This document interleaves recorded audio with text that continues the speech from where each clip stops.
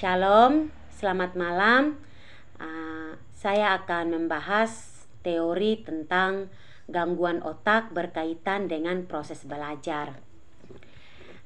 Dalam kinerja otak yang berkaitan dengan proses belajar, inti dari otak adalah syaraf otak yang berfungsi untuk mengenali, memproses, merespon dan mengkoordinasi tindakan sebagai respon terhadap rangsangan atau stimulus.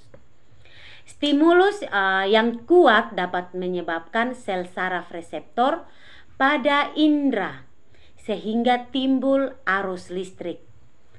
Arus listrik dialirkan ke otak melalui syaraf sensoris. Otak memproses informasi tersebut dan dengan sendirinya otak memberi tanggapan dan selanjutnya disampaikan ke efektor atau alat gerak melalui saraf motoris. Kepekaan terhadap stimulus, kecepatan menghantarkan, memproses dan memberikan tanggapan terhadap stimulus menjadi faktor yang sangat penting dalam kecerdasan. Dalam keadaan tidak adanya stimulus, maka sel saraf bermuatan negatif. Di dalam sel banyak ion yaitu Cl dan K. Jika terkena stimulus, maka banyak ion atau natrium atau bisa disebut juga dengan Na masuk ke dalam membran sel saraf. Jika perubahan tersebut mencapai nilai ambang atau di atas rata-rata, maka sel saraf akan tereksitasi dan terjadi arus listrik atau impuls yang selanjutnya akan dialirkan ke saraf sensoris ke otak. Manusia memiliki dua belahan otak, yakni otak bagian kanan dan otak bagian kiri. Yang pertama, orang yang dominan otaknya kiri. Orang yang cenderung dominan otak kiri biasanya memiliki karakteristik pintar atau pandai melakukan analisa dan memproses pemikiran logis. Namun orang yang memiliki cenderung dominan otak kiri kurang pandai dalam berhubungan sosial. Mereka juga cenderung memiliki telinga kanan yang lebih tajam, kaki dan tangan kanan juga yang lebih tajam daripada tangan atau kaki kirinya. Yang kedua, orang yang dominan otak kanan.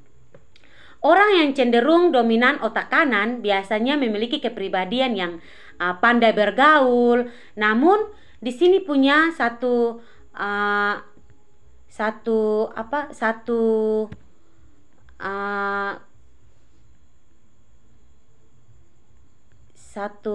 karakteristik atau satu kekurangan.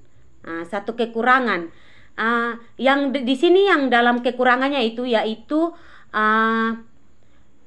memiliki atau mengalami kesulitan dalam belajar hal-hal yang sangat teknis. Kemampuan-kemampuan yang dimilikinya bersifat konseptual, humanistis, visionaris, emosional, spiritual dan intuitif. Jadi dari kesimpulan atau pembahasan teori gangguan otak berkaitan dengan proses belajar, yaitu pembelajaran berbasis kemampuan otak atau neuroscience adalah pembelajaran yang diselaraskan dengan cara otak yang didesain ilmiah untuk belajar. Apa saja yang baik bagi otak. Setelah kita mempelajari teori ini, diharapkan untuk dapat diterapkan dalam proses pembelajaran. Neuroscience memiliki banyak cabang ilmu tentang syaraf, yaitu struktur otak atau neuroanatomi, terus ada fungsi otak atau neurofisiologi. Perlu dipertimbangkan para pendidik untuk digunakan sebagai dasar keberhasilan, memantapkan keberhasilan masa depan. Keberhasilan masa depan anak juga dimulai dari proses pengolahan otak di masa Golden Age. Sekian dan terima kasih. Salam.